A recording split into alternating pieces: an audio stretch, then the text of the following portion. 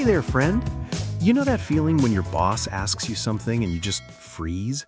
Your mind goes blank, palms get sweaty, and suddenly you can't remember a single English word? Yeah, that happens to everyone. But what if I told you that we're about to unlock over 50 powerful phrases that professionals use every single day at work? What if you could walk into any meeting, any conversation, any situation, and feel absolutely confident? Well, buckle up, because in the next 30 minutes, we're going to transform how you speak in the workplace and give you a complete toolkit for professional communication. Trust me, this is going to be game-changing. Are you ready? Whoa, welcome to our channel Talk, Learn, Teach. Seriously, we're so pumped that you decided to join us today. I'm David, and sitting right here next to me is the absolute fantastic Sarah. Sarah, how you doing on this beautiful day? Oh my gosh, David, I'm doing absolutely amazing. Thank you so much for asking. And wow, I'm genuinely thrilled to see so many new faces in our community. To all our brand new listeners out there, seriously, thank you for clicking on this video. Your decision to invest time in learning English with us means the absolute world. And to our returning family members, you know we absolutely adore you. This conversation today is something I've been looking forward to all week. You know, Sarah, before we jump into the juicy stuff, I want to take a second and ask our viewers for a quick favor. If you find value in what we're sharing today, and I genuinely believe you will, would you mind clicking that thumbs up button? It takes literally 1 second, but it helps our channel reach more people who are hungry to improve their English. And hey, if you haven't hit that subscribe button yet, now's the perfect moment. Just click it and then turn on those notifications so you never miss our weekly content. We're dropping fresh conversations every single week, and honestly, some of the best insights come in our community comments. Can't wait to hear from you guys down there. Absolutely. So, David, let me ask you something. How many hours do you think the average person spends working during their lifetime? Whoa, that's a heavy question. I honestly haven't calculated it, but it's got to be absolutely massive. Thousands and thousands of hours, I would imagine? Right? Some estimates say it's around 90,000 hours. That's insane, which means the quality of our workplace interactions literally shapes our lives. If we're spending that much time in professional environments, we might as well learn how to communicate powerfully, don't you think? Oh man, that just hit me. You're totally right. I mean, if you're spending that much time in an office or a workplace, struggling to communicate is like choosing to be miserable for 90,000 hours. That's depressing. It doesn't have to be that way, and that's exactly why we're here today. We're going to break down the language of work into digestible, learnable pieces that you can actually use tomorrow, not next month, not next year, tomorrow. I love that energy. So where do we even begin? Like, if someone's showing up to their first day at a new company, completely nervous, completely uncertain, what's the absolute first thing they need to know how to do? Oh, that's easy. They need to learn the art of the greeting because here's the thing.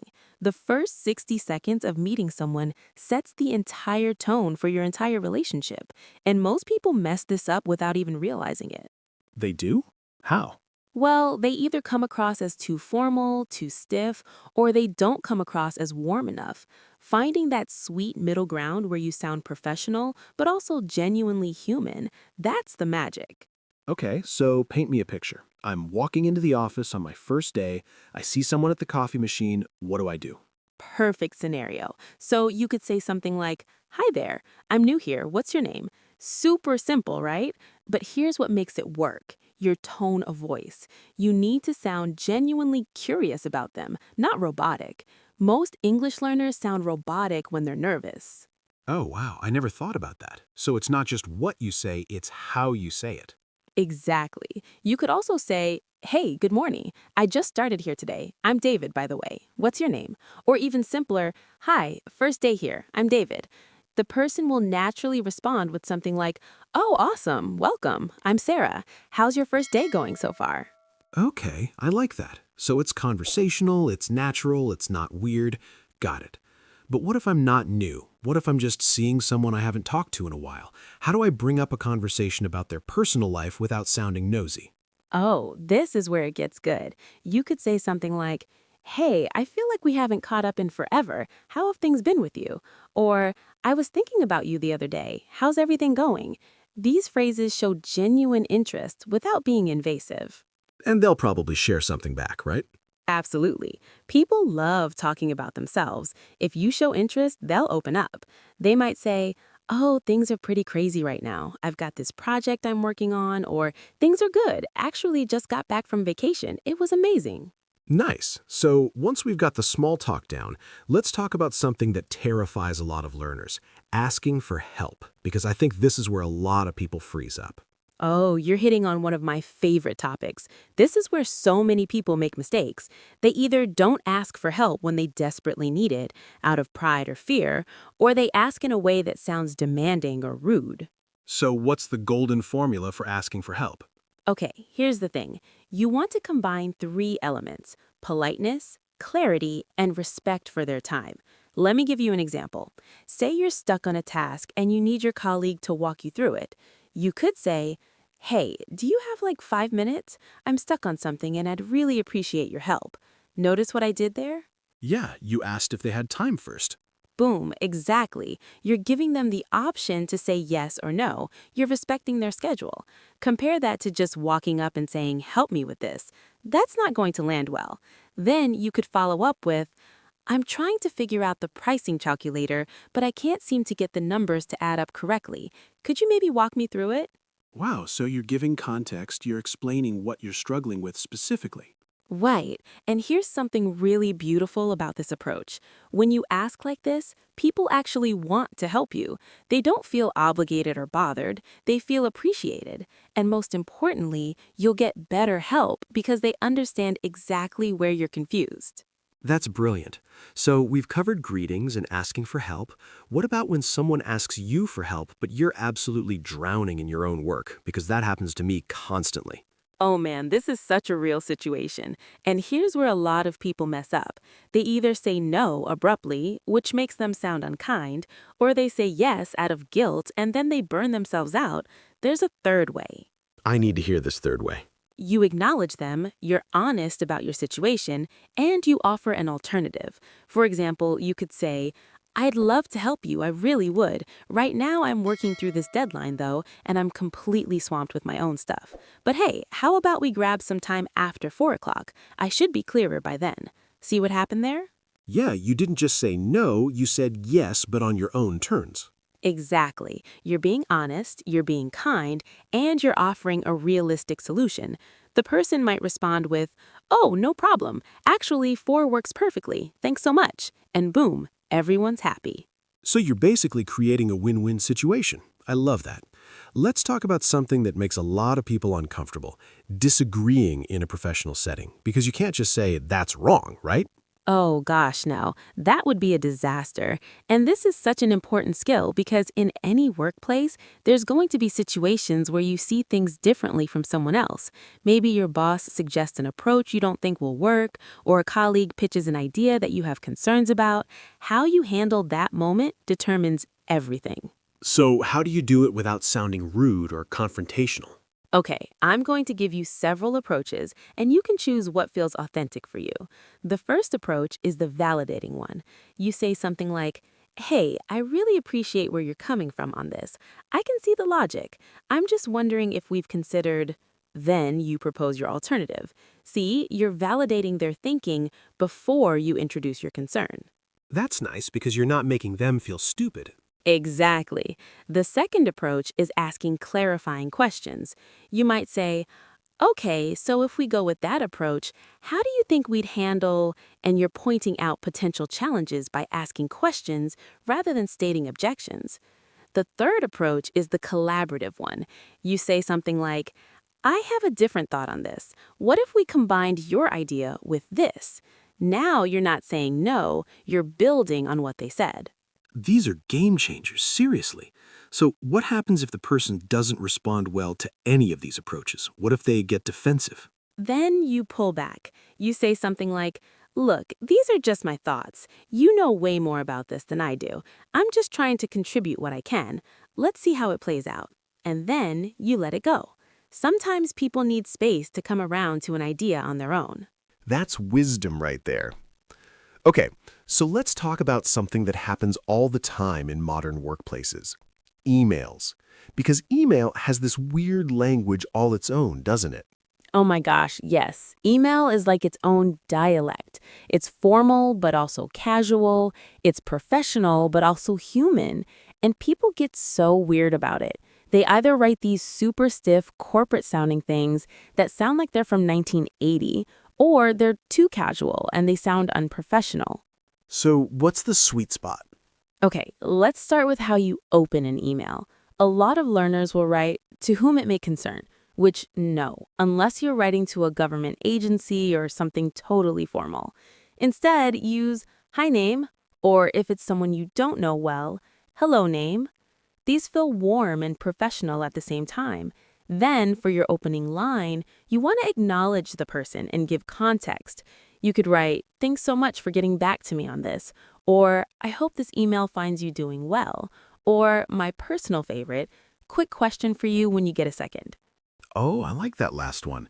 It's casual, but it also lets them know what they're in for. Right, and then you get straight to it. The worst thing you can do is make someone read 3 paragraphs to figure out what you want. Be clear, be direct. If you're asking something of them, be specific. Instead of saying, "Could you help me with this thing?" Say, "Could you send me the template you used for the client presentation? I'd like to match the formatting for the new proposal."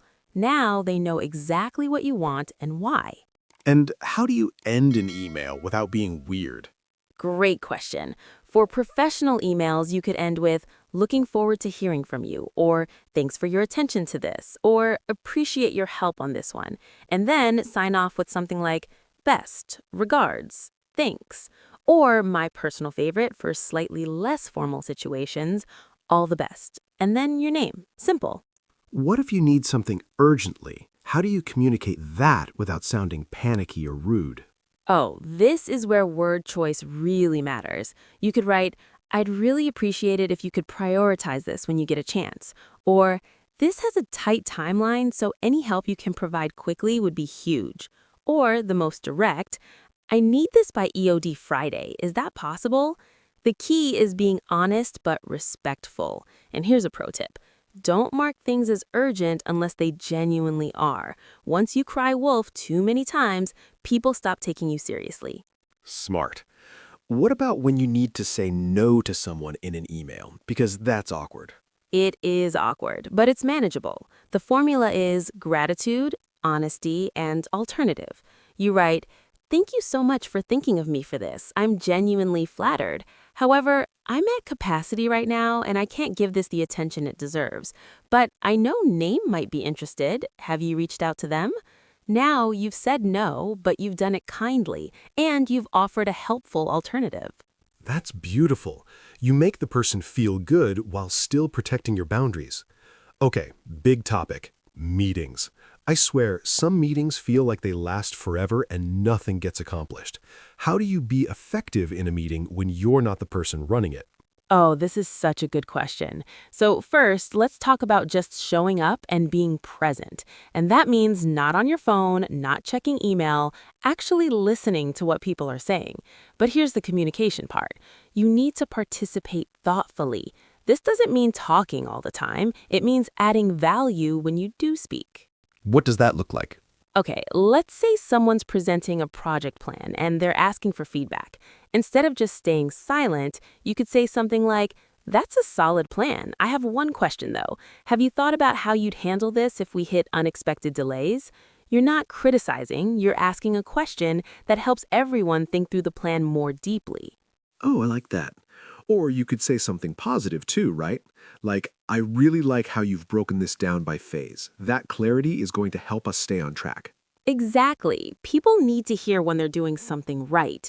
If everyone in a meeting just sits there silently or only points out problems, it becomes toxic. By offering genuine appreciation when someone's doing good work, you're creating a healthier dynamic. And here's something else. If you're confused by something someone said in a meeting, ask for clarification. You say, "I want to make sure I understand this correctly. When you say we need to pivot the approach, what exactly does that mean in terms of our next steps?" This helps everyone, not just you. And the person explaining feels like you're genuinely trying to understand their idea, not that you're attacking them. Right. And then, if you disagree with the direction they're taking, you do what we talked about earlier. You validate their thinking first. I appreciate the direction you're going here. I'm wondering if we've considered, and then you propose an alternative. In a meeting, you're doing all of this while also respecting everyone's time. Meetings should have a start time and an end time. Amen to that. Okay, so you're sitting in a meeting, you're doing all of this well, but then something happens and things go sideways. Someone suggests something that you genuinely think is a bad idea. How do you handle that diplomatically? Okay, so this is where you really need to be careful. You don't want to make someone feel stupid or wrong. Here's what I do. First, I'd acknowledge something positive about their idea. I like your thinking on this. You're definitely onto something. Then I'd introduce the concern gently. What I'm wondering, though, is whether we've thought through the potential resistance from our account managers. They might feel like we're stepping on their toes. Now, you're not saying their idea is bad. You're pointing out a consequence they maybe hadn't considered. And they feel heard, not attacked. Exactly. And maybe they say, oh, wow, good point. Yeah, let me think about how we'd handle that. Or maybe they say, actually, I already talked to them and they're on board. Either way, you've opened a conversation instead of shutting it down. This is gold. Okay, so let's move into something that's really day-to-day, but also really important. Talking about projects and deadlines, because this is where a lot of misunderstandings happen. Oh my gosh, yes. People assume things about deadlines and then get surprised when they were wrong. It's chaos. So the golden rule is never assume, always clarify. If someone assigns you a project, you should immediately ask, when is this due? Like, what's the hard deadline? And they'll tell you. Let's say they say, we need this by Wednesday. You then follow up with, end of day Wednesday, right? Or first thing Thursday morning, because there's a big difference between Wednesday at 5 p.m. and Wednesday at 9 a.m. Right, so you're avoiding misunderstandings before they happen. Exactly. And then if you're working on it and you realize you might not make the deadline, you communicate immediately. You don't just disappear and miss the deadline. You say, hey, I'm hitting some snags on this. I initially thought I could get it done by Wednesday, but I'm seeing that I'll probably need until Thursday morning. Is that workable for you? Notice how you're giving them a heads up and offering a new timeline. And they're giving you the option to either accept that or help you find a solution. Right. They might say, Thursday morning is actually a problem because I need it Wednesday to show the client. Let me see if I can get someone else to help you. Now they're part of the solution instead of feeling blindsided by a missed deadline. That's so much better than just missing the deadline and saying sorry. Okay, what if you finish something early? Is that a good thing to mention? Oh, absolutely. You could write an email or message that says, I finished the project proposal earlier than expected. Here it is. Let me know if you need any changes. It's not bragging, it's giving them good news. They've got more time to review it, maybe show it to someone else, make edits. You're actually making their life easier. And they'll probably think positively of you for delivering early. Absolutely. It's one of those simple things that builds your reputation as a reliable person. Okay, let's talk about something that trips people up a lot. Phone calls. Because email is one thing, but phone calls are terrifying for a lot of English learners. Oh man, phone calls stress me out too, and I'm a native speaker. Right? But here's the thing. Phone calls are actually simpler than you think. You just need to know a few key phrases and then you're good. So if you're making a call, you start by identifying yourself. Hi, this is David calling from company. Is this a good time to talk? You're giving them the option to say no if they're busy. If you're calling about something specific, you continue with, the reason I'm calling is I wanted to follow up on, or I had a question about. Be direct about why you're calling. And if they say it's not a good time? Then you say, no problem at all. When might be a better time for you? I can call back this afternoon. You're being flexible and respectful. Now, if they say it's fine, you get into your conversation. But here's something important. On phone calls, you can't see the person's face, so you need to use verbal cues that show you're listening. You say things like, I see, that makes sense, got it. This lets the person know you're engaged and paying attention. Oh, that's interesting. So it's like the audio version of nodding your head. Exactly. And if you don't understand something, you ask for clarification. You say, could you repeat that for me? I want to make sure I got all the details. There's no shame in asking someone to repeat themselves. Most people are happy to do it. What if you need to take a message or transfer someone to a different department? Good question. If you're taking a message, you say, I'd be happy to pass that along. Can I get your name, please? And what's the best way to reach you? Then you repeat the information back to make sure you got it right. Okay, so your name is David, your number is 555-1234, and you're calling about the marketing proposal. I'll make sure Sarah gets the message today. Repeating it back prevents miscommunication. And if you need to transfer them? You say, okay, let me connect you to the right person for that. One moment, please. And then you transfer them. If you're not sure who to transfer them to, you could say, let me see who handles that. Can you hold for just a moment? Then you go figure it out and come back. That's so straightforward. Okay, I want to talk about something that a lot of people struggle with emotionally, making mistakes at work and having to own up to them. Oh, wow, yes. This is where people either get super defensive or they apologize way too much. There's a healthy middle ground. What does a healthy apology look like? Okay, so here's the structure. You acknowledge what you did wrong. You take responsibility, no excuses, no blame shifting. You express genuine regret, and then you offer to fix it. For example, let's say you missed an important deadline. You'd say, I missed the deadline on the client report. That was my responsibility and I fell short. I'm genuinely sorry because I know that put you in a tough position. Here's what I'm doing to fix it. I'm getting it to you by tomorrow afternoon, and I'm adding some extra analysis they asked for.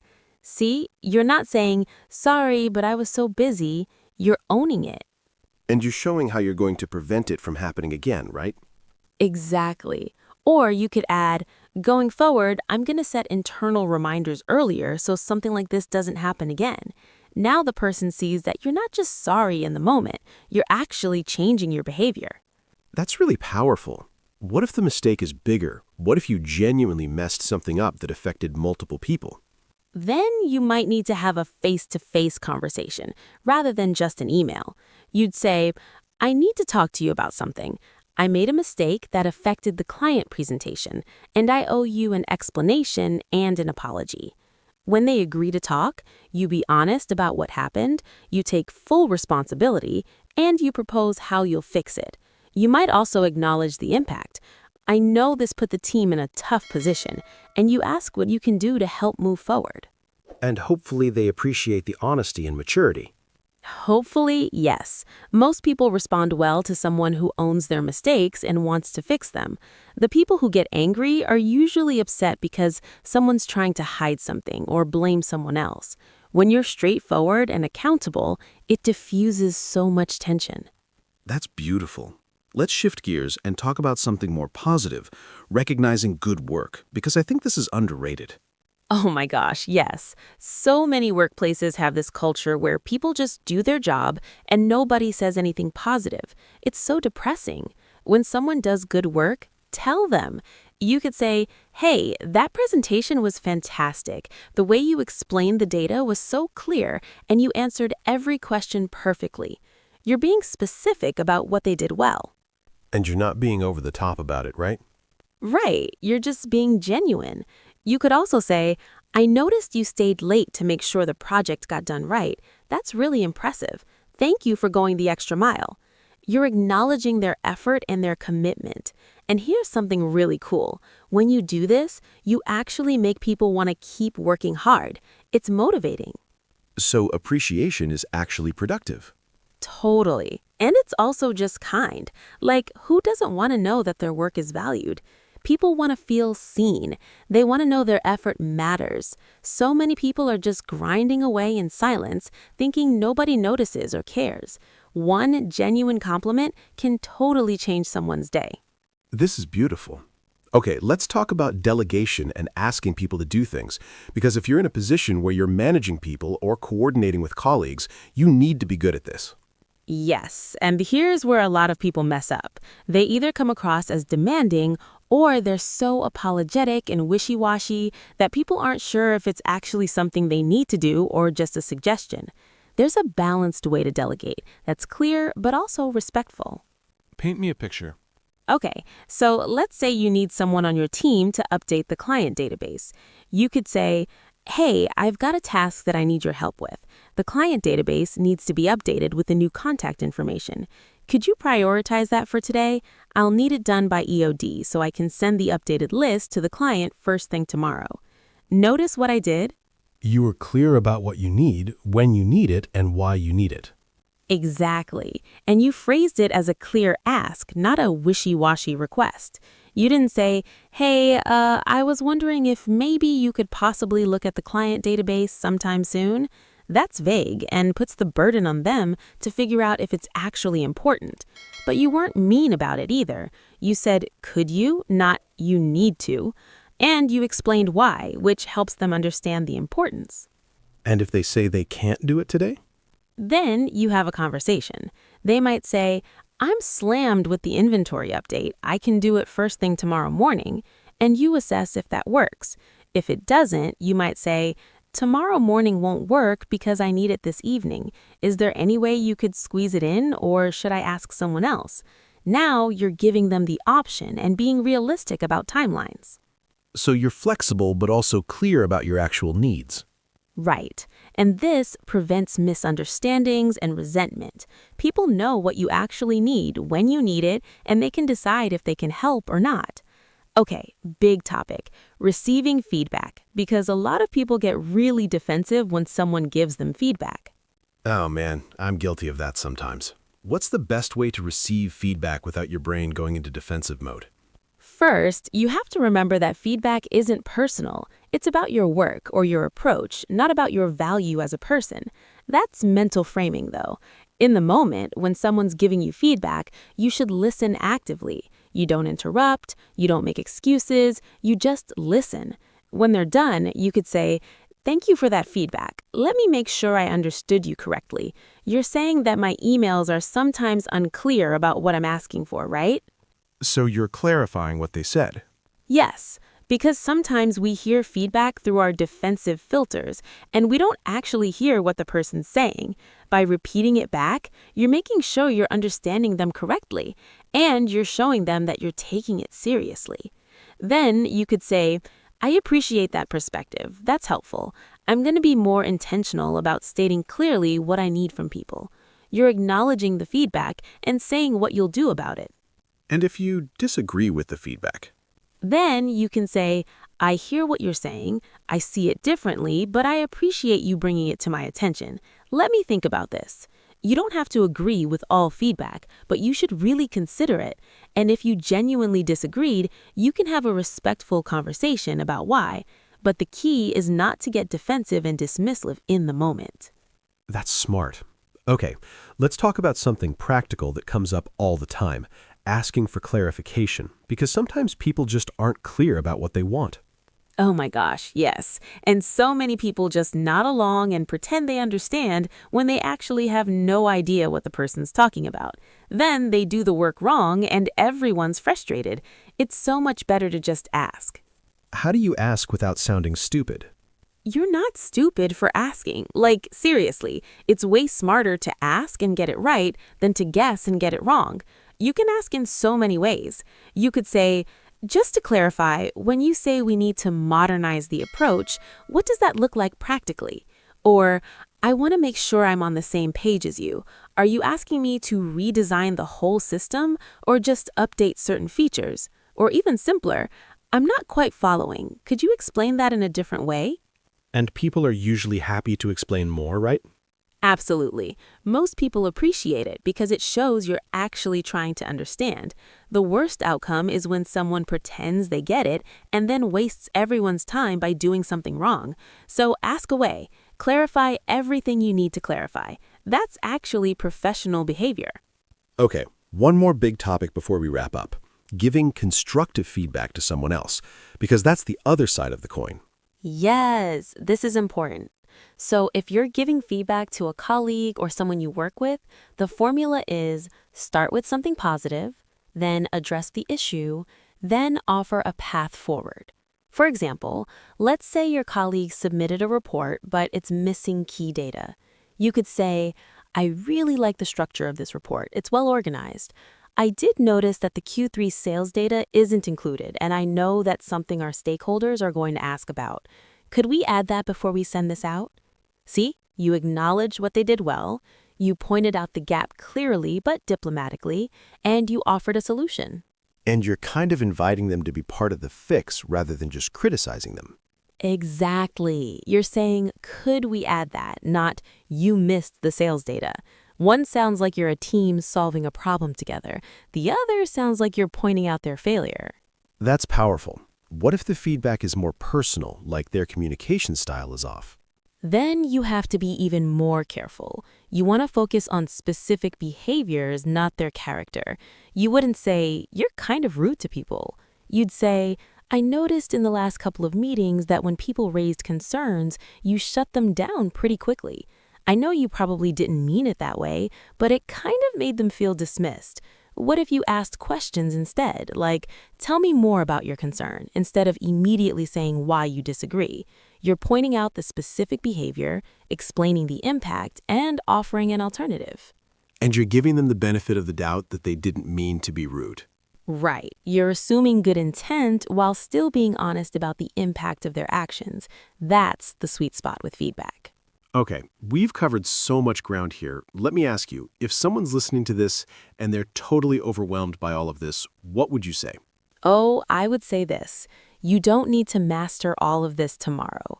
Pick one area. Maybe it's greetings. Practice that for a week. Really get comfortable with how you greet people at work. Then next week, focus on asking for help. The week after that, focus on email communication. By breaking it down into small pieces, you're not overwhelmed, and you're actually building confidence because you're succeeding in each area. That's so smart. And the more you practice, the more natural it becomes. Absolutely. The first time you do something new, it feels awkward. The 10th time you do it, it's natural. 100th time, you don't even think about it anymore. So basically, get uncomfortable now so you can be comfortable later. Exactly. And here's the beautiful part. Your coworkers and colleagues will notice. They'll notice that you're communicating more clearly, that you're participating in meetings, that you're professional and thoughtful. And your reputation will improve. Your relationships will improve. Maybe you'll even get promotions or better assignments because people see you as someone who's articulate and professional. That's the ultimate payoff. Yeah, so even though it feels scary to practice these skills, you're actually investing in your future. I love that. Okay, so we've talked about so much here. Greetings, asking for help, saying no, disagreeing professionally, email communication, meetings, phone calls, mistakes and apologies, recognition, delegation, feedback, clarification, and giving feedback to others. That's a comprehensive toolkit. And those are just the fundamentals. Once you master these, you can start getting more sophisticated. You can learn industry-specific language, you can learn how to negotiate, you can learn how to present ideas. But all of that is built on the foundation of these basic skills. So these are the essential basics that everything else builds on. Yes, exactly. It's like learning the alphabet before you write novels. You need these fundamentals solid before you move into more advanced stuff. Beautiful. So, Sarah, I have to ask you, what's one thing that surprised you while we were having this conversation today? Oh, wow. Honestly, how much I realized that so many of these communication skills aren't just about English. They're about being a good human at work. Like the skills we talked about, being kind, being honest, listening, showing appreciation. These are just good life skills. They happen to be expressed in English, but they're universal. That's so true. It's not like learning English is separate from being a better person. It's actually the same thing. Right. And I think that's encouraging for people who are learning. Like, when you improve your English communication, you're not just becoming better at English. You're becoming a better colleague, a better friend, a better team member. You're making the world around you a little bit better. That's beautiful, Sarah.